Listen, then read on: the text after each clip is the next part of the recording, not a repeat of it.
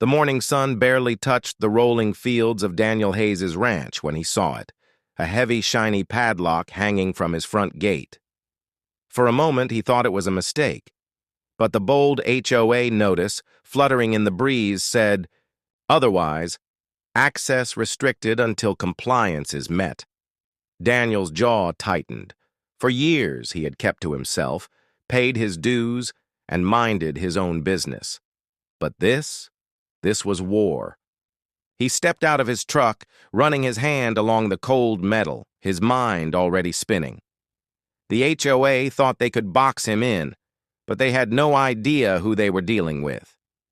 Deep down, a fire lit in Daniel's chest. They had locked his gate. Fine. He would unlock something far bigger, their carefully built sense of control. And when he was done, every board member would wish they had never touched his ranch. Daniel stood by the gate, watching cars roll past on the street that ran along his ranch. That's when it hit him. If the HOA thought they owned his driveway, they had forgotten about the road that cut through their precious neighborhood. That evening, Daniel drove into town, a quiet smile playing on his face. He visited the county records office, flipping through old maps until he found what he needed: proof that the road belonged to him, part of an easement agreement the HOA clearly hadn't read. The next morning, as HOA members prepared their usual meeting, Daniel placed a brand new sign at the start of the street. "Private road.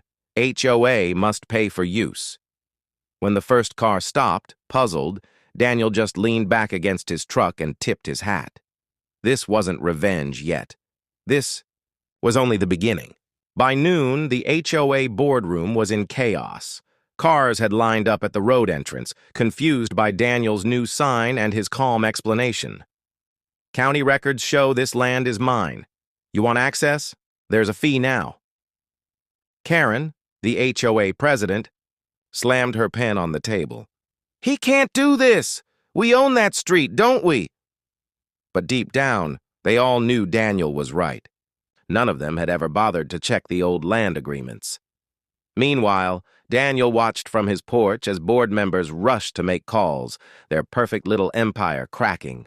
For years, they'd pushed him around, sending petty fines, rude letters, and now, that lock on his gate. Now the tables had turned, and Daniel wasn't done. Not even close. Within a week, the HOA felt the pinch. Delivery trucks were stalled, residents were fuming, and board members were begging for temporary arrangements. Daniel, however, stayed calm and businesslike. He posted a clear notice: access fee, $250 per vehicle, monthly, non-negotiable.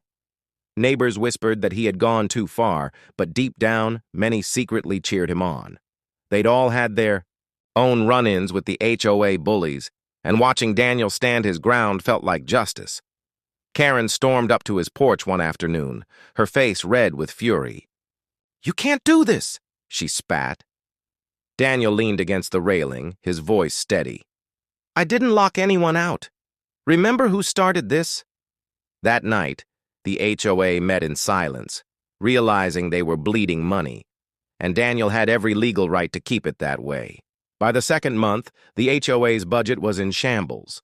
Every truck, every landscaper, every contractor, they all had to pay Daniel's access fee. Residents were furious, demanding answers, and the board was drowning in complaints. Daniel, meanwhile, stayed polite but firm. He even set up an online payment system, sending automated receipts that made it clear access granted by the property owner. Then came the final blow. Daniel filed a formal notice with the county to raise the HOA's annual usage fee, citing increased maintenance costs. The amount? Triple what they were paying now. The board tried to fight it, but the law was on Daniel's side. What started as a locked gate had turned into a lesson they'd never forget. Never underestimate the quiet man at the edge of town. The pressure finally broke them. By the third month, residents were holding heated meetings, demanding the HOA step down. Deliveries were delayed, mail trucks rerouted, and even the school bus service threatened to stop unless the access issue was resolved. Karen tried to stand her ground, insisting Daniel was the villain, but the truth was undeniable.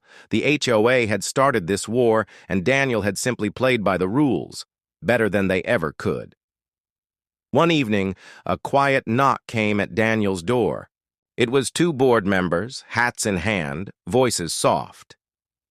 "Mr. Hayes," one began, we'd like to talk about ending this."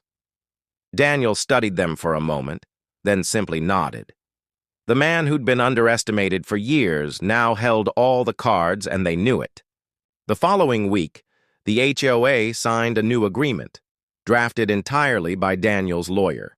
His gate was never to be touched again, his ranch fully exempt from any future compliance fees. In exchange, the road would remain open, but the HOA would pay a hefty annual sum for its use. Neighbors who once kept their distance now waved and stopped to thank him. Quietly, Daniel smiled. It had never been about the money, it was about respect.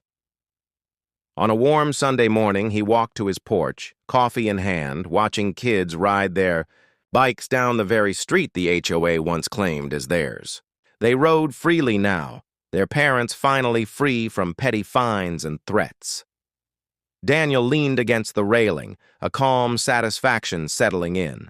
They had locked his gate, tried to box him in, but in the end, he'd walked right through their walls and taught them a lesson they'd never forget.